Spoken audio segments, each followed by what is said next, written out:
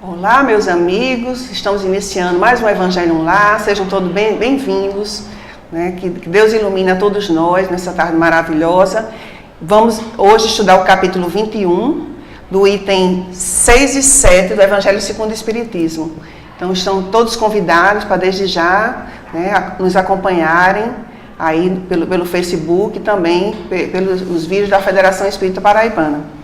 Para dar início ao nosso Evangelho, nós vamos apresentar Francisco, que está participando junto conosco hoje, e Surama, todos nós aqui da Federação Espírita Paraibana.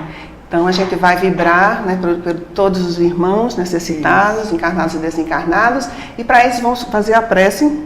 Surama pode fazer? Posso. Senhor Jesus, te agradecendo por esta oportunidade de estudar um pouco esses ensinamentos, essa verdade, para que ocorra uma transformação moral em nosso íntimo, Senhor, que possa nos conduzir nesse estudo, agora e sempre, graças a Deus. Que assim seja.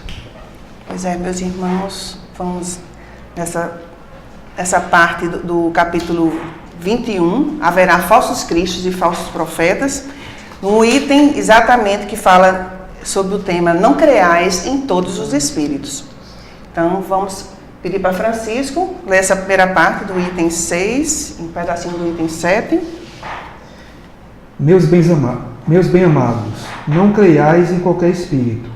Experimentai se os espíritos são de Deus, porquanto muitos falsos profetas se têm levantado no mundo. Essa é a Epístola de João 4:1. No comentário, Allan Kardec diz o seguinte: os fenômenos espíritas, longe de abonarem os falsos cristos e os falsos profetas, como algumas pessoas apraz dizer, golpe mortal desfere neles. Não peçais ao Espiritismo prodígios, nem milagres, porquanto ele formalmente declara que os não opera. Do mesmo modo que a física, a química, a astronomia, a geologia revelaram as leis do mundo material, o Espiritismo revela outras leis desconhecidas, as que regem as relações do mundo corpóreo com o mundo espiritual. Leis que, tanto quanto aquelas outras da ciência, são leis da natureza. Facultando a explicação de certa ordem de fenômenos incompreendidos até o presente, ele destrói o que ainda restava do domínio do maravilhoso.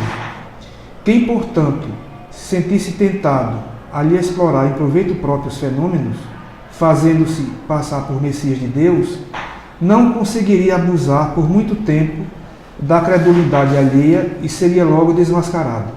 Aliás, como já se tem dito, tais fenômenos por si sós nada provam. A missão se prova por efeitos morais, o que não é dado a qualquer um produzir. Esse é um dos resultados do desenvolvimento da ciência espírita. Pesquisando a causa de certos fenômenos, e sobre muitos mistérios, levanta ela o véu. Só os que preferem a obscuridade à luz têm interesse em combatê-la, mas a verdade é como o sol, dissipa os mais densos nevoeiros. Francisco, a gente vai ver aqui logo de início, né? A questão de não creais em qualquer espírito. É um chamamento, né, que essa mensagem, inclusive, é de Kardec. Né? Já naquela época, ele está mostrando aqui para a gente, né, no cuidado que a gente deve ter e não acreditar em todo tipo de comunicação. Não é isso? E esse despertar, né? Despertar. Qualquer espírito, né? Ter essa perspicaz de ter o direcionamento e de saber diferenciar o bom do mal. Aí como a gente vai diferenciar, né, Francisco? Se não através do estudo, né, do aprofundamento, conhecer essas leis, né? Justamente. Todas essas leis que nos regem. As leis materiais já estão mais ou menos esclarecidas, mas as leis espirituais ainda falta muito. E Kardec... Isso, que é a lei de adoração, a lei do amor, da justiça, né? São essas leis que temos que ver aquele perfil de quando o espírito começa a se comunicar, ter esse esclarecimento, porque a essência é o que? A transformação moral, né? Ter esse cuidado do amor, da caridade, da verdade, né? Por isso que ele fala bem aqui, ó. E o Espiritismo, ele não está preocupado em ter esses fenômenos, a essência não é essa. A essência é mostrar a verdade. É isso que o Espiritismo deseja mostrar, ou seja, a verdade. Diante, assim, do conhecimento do humano com Deus, homem e Deus, a relação de homem com Deus e com seu semelhante, né? Essa transformação são esses princípios que estamos aqui com esse intuito de nos transformar, né? Se tornarmos melhores. E um dos exemplos é Jesus, né? É um dos maiores exemplos que temos. Interessante que Kardec, né, já na época da codificação, ele seguiu muito bem a orientação de João nessa epístola, porque ele aplicou o método científico às comunicações mediúnicas, analisando, refletindo, né, experimentando os espíritos através do diálogo, né, do método científico que ele empregou. E falando sobre isso, né, o Livro dos Médiuns, no capítulo 24, fala, né, que a melhor forma de experimentar os espíritos, de saber identificá-los, é através da mensagem, do que eles dizem, teor da mensagem, ou do que eles escrevem, né? Do teor. Então Kardec, já naquela época, tem essa preocupação. Isso. Né? Porque muitas vezes as pessoas procuram o espiritismo, né, para ver só os fenômenos. Existe essa característica, né, de alguns espíritas, mesmo espíritas, de buscarem só a questão dos fenômenos. Kardec até cita, né, os tipos de espíritas, né, na codificação, né, e tem inclusive esses espíritos exaltados que muitas vezes, né, levam a muitas complicações, né, muitas falsas interpretações. E a gente precisa estar muito atento, né, no estudo, no aprofundamento. É um chamamento para todos nós, na verdade, né? E é bom lembrar, né, Tereza, que o Espiritismo é a ciência que rege as relações do mundo material com o mundo espiritual. Isso. Então, a doutrina espírita veio, vamos dizer assim, regulamentar e disciplinar essas relações através dessa postura que Kardec teve, né, desse estudo e dessa reflexão. E como diz, assim, deixa a partir do momento que você se aprofunda, se você estuda, vai deixar de ser um fenômeno. Não é fenômeno. Não existe milagre. Entendeu? Né? Exatamente. Porque o Espiritismo está fundamentado. Ciência é religião, né? É o que diferencia de muitas religiões. E aí a gente também tem que atentar para o fato que os espíritos, assim como nós, somos imperfeitos, né? Existe toda uma classe, a escala espírita, né? Que Kardec nos coloca no Livro dos Espíritos, mais ou menos na questão 100, 99, por aí, né? Que ele explica todas essas personalidades, né? Essas características. Ele faz tipo uma hierarquia, né, na verdade. E entre uma hierarquia de um espírito perfeito para um espírito, assim, em processo médio, né, existem várias nuances, né? Isso. Né, e isso tudo é um chamamento maior, né, para a gente se aprofundar e não se deixar levar por essas falcatruas, né? Claro, muita gente leva os dons que possui, os dons ditos proféticos, né, para angariar dinheiro. A gente sabe que o espiritismo, não é, a caridade, né? E assim, diz o benefício próprio, essa né? Parte... Porque o espiritismo está preocupado em a verdade só ela. Não, essa verdade é para todos. Para todos. Né? É interessante destacar também, né, que a doutrina Allan Kardec fala sobre isso, os espíritos que escrevem várias páginas nas obras espíritas falam também, que não é pelo fato do espírito estar desencarnado que ele vai adquirir toda a sabedoria possível. Né?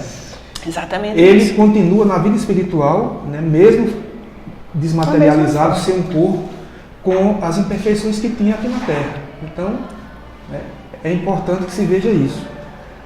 É importante também. E outra coisa que ele fala aqui muito interessante. Essa questão da verdade, ó. A verdade é como o sol. Sim. Né? Ela irradia a todos, ela contagia a todos. Pode até enganar por um tempo. Isso. Mas que a verdade ela é clara e ela é eterna. Entendeu? Você pode muitas vezes, porque infelizmente esse mundo de prova e expiação em processo de regeneração, eles necessitam, devido a esse processo, né, de evolução, infelizmente necessitam disso, dessa troca. Se você fizer isso, você vai receber isso, né? E a doutrina espírita não é isso.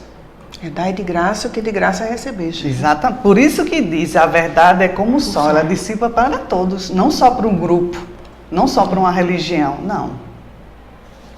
E que a gente vê hoje, né, acho que está crescente o número de ditos profetas, pessoas que querem anunciar, né, catástrofes. Agora só notícias ruins, né? Isso. Não tem nada de maravilhoso, interessante, né? E a gente vê que existe, né, um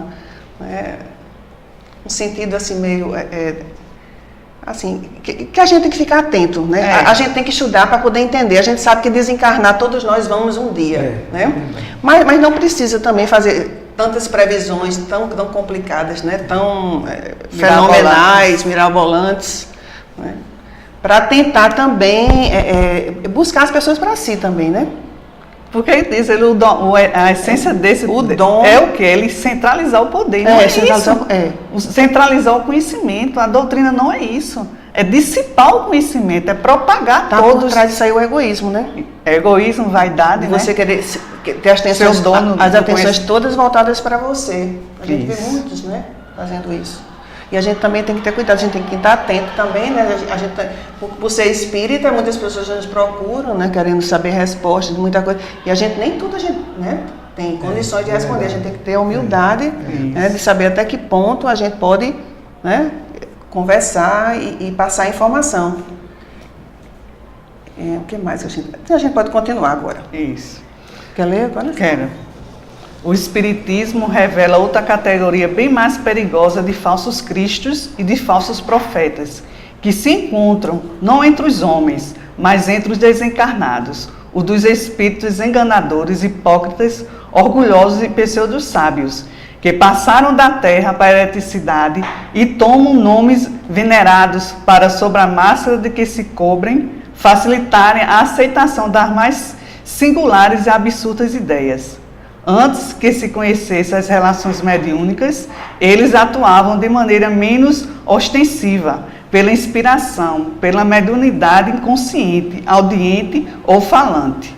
É considerável o número dos que, em diversas épocas, mas sobretudo nestes últimos tempos, se hão apresentado como alguns dos antigos profetas, como Cristo, como Maria, sua mãe, e até como Deus.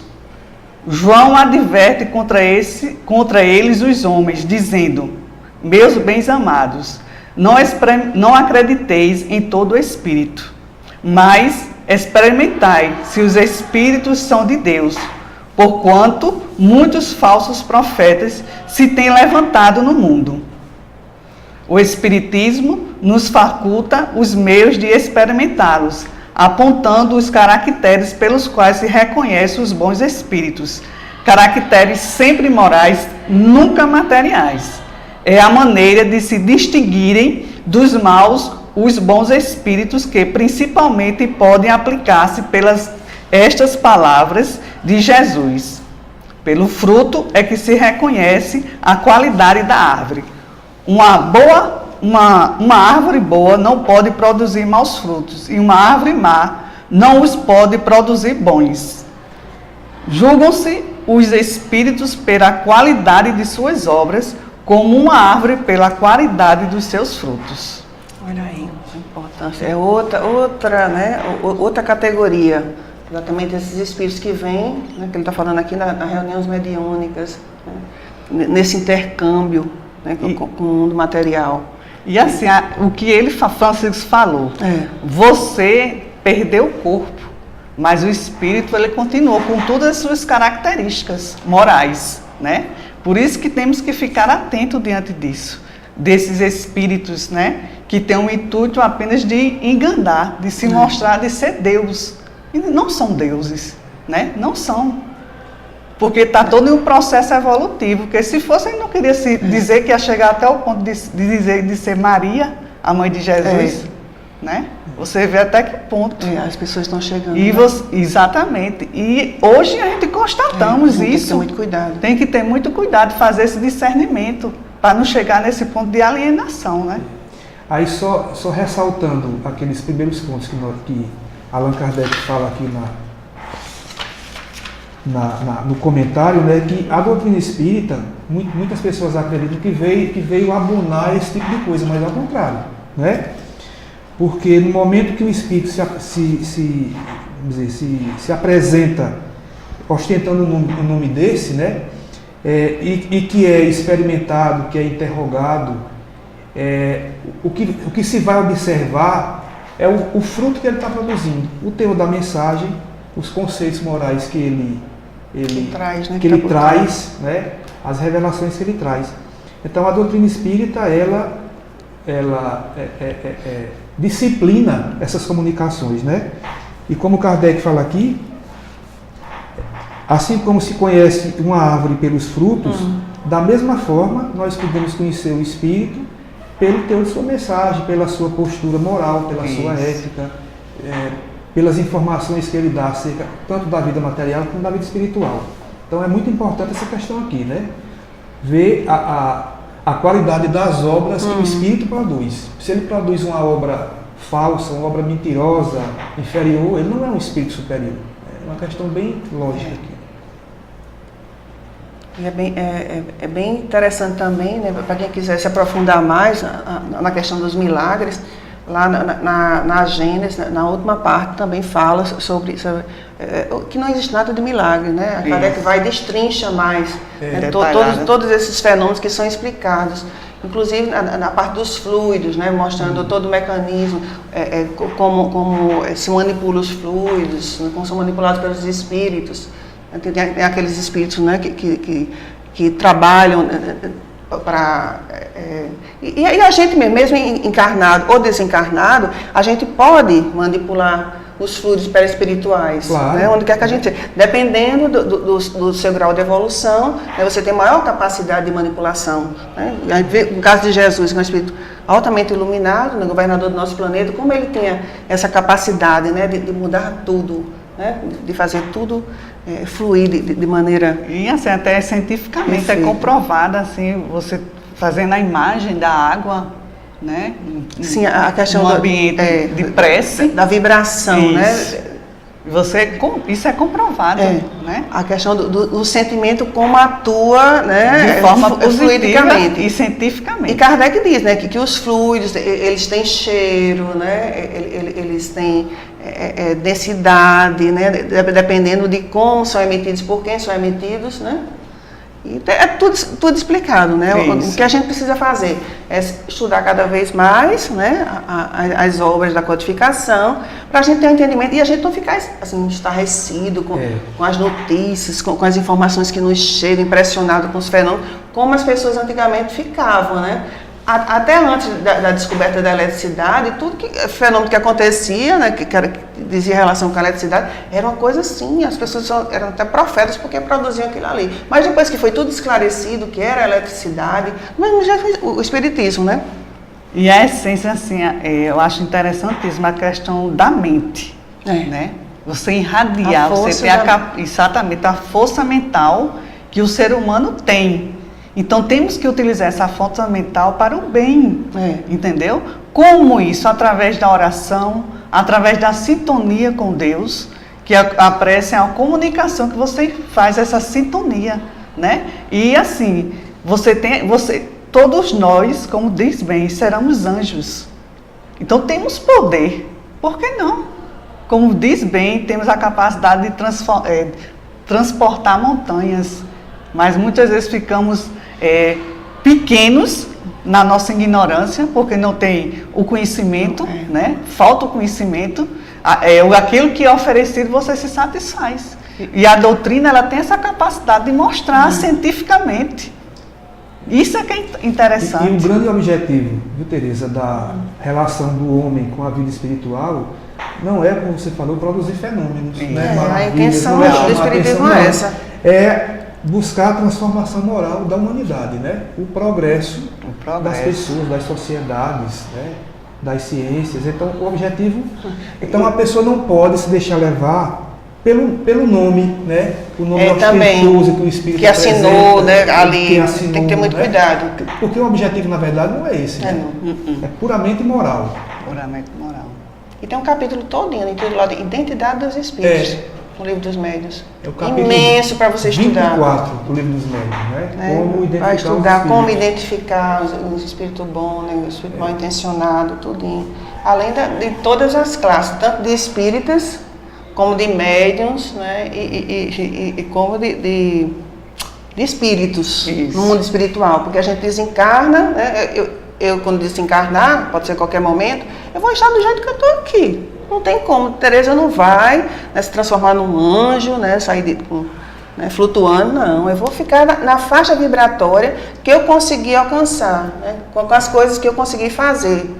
Né? E a gente, e o espírita busca muito o aperfeiçoamento, né? A reforma moral, porque só ela é que nos vai fazer galgar para novos estados vibratórios. A busca da caridade, a caridade, o BIP, né? Benevolência para com todos, né? Indulgência para com as imperfeições alheias, o perdão. Quando a gente estiver nesse nível, a gente vai estar em outra faixa vibratória. São infinidades. Vamos estar assim, a faixa do arco-íris é o que a gente está vendo. Mas ali, entre uma faixazinha de cor e outra, né, que os fluidos têm cores, né, a gente vai transmudando, né, lentamente, milênios e milênios, para poder a gente chegar no ponto que a gente precisa chegar. A gente não vai ser perfeito, mas nós vamos chegar perto, né, porque nós todos somos perfectíveis, não é isso? Isso. A gente está numa estrada, né, usando esse corpo, e agora, nós aqui, né, e tudo vai fluindo.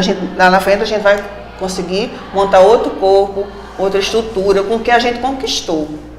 E assim, como diz o Espiritismo, né? É todo um processo evolutivo. Né? Não é só o planeta Terra. Existem outros mundos. Né? Por isso que a doutrina ela é esclarecedora. Por causa disso. É esse diferencial. De ter esclarecimento, de ver o fruto. É o fruto da doutrina. É a clareza. Né? Que outras muitas vezes omitem isso. Né? Interessante, e João, né? A Epístola de João, naquela época, ele falava, não creiais em todo espírito. Como é que as pessoas hoje, né, nas suas religiões, acho que passam por cima disso aqui, porque qualquer espírito, que é espírito, gente, né? Vamos ver, vamos buscar o que é isso, né? Que essência é essa que a gente não pode crer em qualquer um, né? A gente tem, o Espiritismo nos ajuda a questionar, né? Isso. E a buscar as respostas dentro do nosso padrão, né? A gente também só vai obter dentro do limite do nosso, né? Da nossa evolução. Aos poucos é que a gente vai. Pois é, João, naquela época já falava sobre isso. É bem interessante refletir, né, sobre... Naquela época e hoje vivenciamos isso. Né? E Kardec aqui escrevendo que estava acontecendo, aquelas pessoas que estavam querendo enganar porque tinham certos dons, porque materializavam os espíritos, faziam aquelas sessões, todo mundo, né? Iam lá, faziam aquela festa toda, né? Endeusavam. Eu acho que muitos pagavam para ver aquele fenômeno. Com certeza. Né? E chegava um ponto que o fenômeno já não acontecia, porque não tinha mais sentido nenhum, né? Tanto é que é raro hoje em dia a gente saber de uma sessão de materialização, né? Porque não existe mais... O grande trabalho de Kardec foi tirar aquelas sessões de mesas girantes, né, que as pessoas usavam para fins úteis, tirar a ciência espírita, né? Que a partir daqueles fenômenos, aquelas reuniões pueris, né, cheias de futilidades, ele conseguiu apanhar todos esses ensinamentos, essas informações e montar a doutrina espírita, né? E Kardec, como a gente sabe, era um pedagogo, um grande cientista na época, e aplicou o método científico às sessões espíritas. Então, toda a postura de um cientista, ele aplicou na análise daquelas comunicações, daqueles fenômenos. Então, não é uma coisa que foi elaborada assim... aleatoriamente, sem Né? fundamento. Tem todo um fundamento, né? Todo um princípio espiritual, né? Que ele conseguiu levantar o véu às pessoas, né? Que até então só achavam que só existia aquela materialidade. Não é quando o materialismo estava exacerbado, né? E o Espiritismo vem, Kardec chega para levar adiante essa espiritualidade, né? Que precisava brotar. Né? A gente vê, tudo chega no tempo certo. Né? Até as coisas na vida da gente também, né? E o interessante também que Kardec fala no capítulo 24 do Livro dos Médiuns, né, que além de analisar o teor da mensagem do Espírito, é interessante também que se tenha o depoimento de um médium sensitivo, né, do que ele está sentindo quando o Espírito se aproxima dele. para identificar se é um bom espírito ou um mau espírito. Porque o bom espírito, ele transmite fluidos positivos para o médium. O espírito mau, né, fluidos negativos, mal-estar, né, toda uma impressão negativa. Então, além dessa análise da mensagem, do que o espírito diz, do teor das ideias, tem a questão também do que o médium sente, do que ele está vendo, né, porque o espírito, quando não é um bom espírito, ele apresenta determinadas lesões no perispírito e a sua vibração, as suas emanações fluídicas. E Francisco também, a questão assim, quando é uma mensagem de teor de um espírito bem evoluído, a gente percebe, porque não se volta só para uma pessoa, não direciona a mensagem só para você, direciona a mensagem para o mundo, né, para o sistema solar. Geralmente é uma mensagem de teor grandioso. Dá para a gente conseguir identificar. Quando é uma coisa direcionada, assim, mais rústica, a gente percebe, né, que tem alguma coisa ali por trás que não é tanto confiável. E a gente tem que ter muito cuidado, porque as pessoas estão cobrando muitas vezes por isso, né, e não tá certo. Né? Isso. E a questão também assim, do médium, né? Por isso que o médium tem que estar sempre querendo, e o estudo, porque orar e vigiar. Porque se o médium não tiver uma preparação forte, termina sendo influenciado por esses espíritos que visam coisas materiais ou seu próprio benefício. A essência não é essa, é beneficiar a todos. Por isso que é bom o estudo, o livro dos médiuns lá, e a Gênese também, né? Para a gente conseguir identificar, né, o teor da mensagem. Isso. Que está por trás daquilo ali. A gente não pode confiar não acrediteis em todos os espíritos. É exatamente esse chamamento que Kardec nos faz, e com muita ênfase, né? Experimentar se os espíritos são de Deus, né? Analisar como ele fez, com bastante critério. Então muitas pessoas acreditam, né, Tereza, que na casa espírita se aceita toda e qualquer mensagem. Isso não é verdade. Não é verdade. Né? Essa mensagem prova, né? Isso. Está mostrando que nós temos realmente que experimentar essa preocupação, né? E outra coisa, voltando para a nossa atualidade, né? A questão das mídias. As pessoas hoje em dia recebem mensagens psicografadas de vídeos e tudo, e não analisam, não vê o nome da pessoa direito, que médium é, nem nada. Já compartilha, isso é muito sério. Demais, né? Divulgando uma coisa que muitas vezes não é a verdade, muitas vezes né? não é a verdade. A gente tem que prestar atenção nisso, analisar antes de compartilhar, né? A gente vê que não é nem tanto necessário a gente fazer isso. Porque é uma coisa tão... A literatura vasta que a gente tem, né? De estudo, né? De compreensão da vida, das leis, né? Para que a gente vai... Né? Tem essa necessidade de estar divulgando. Tem necessidade. Se temos isso aqui, tem as obras para a gente divulgar, né? É uma opinião minha, não sei se... Não, certeza. Pois é. Será que a gente faltou alguma coisa para dizer? Pelo fruto é que se conhece a qualidade da árvore. Eu ia dizer uma coisa, mas esqueci. Um pontinho que a gente faltou levantar. A questão de... Não, só ressaltando a questão, Tereza, que você falou, dos milagres. Né? Milagres não existem. O que existe é o nosso desconhecimento de determinadas leis. A partir do momento que nós vamos ampliando o nosso conhecimento, nós vamos estudando, nós vamos descobrindo novas leis. E isso faz com que nós não vejamos as coisas sobre a ótica do milagre, que na verdade não existe, né? Então a doutrina espírita veio mostrar isso, né? Que através do progresso do conhecimento, da ciência, da informação, nós vamos descobrindo coisas que até então não sabíamos. O Espiritismo nos faculta todo esse entendimento de como fazer essa experimentação.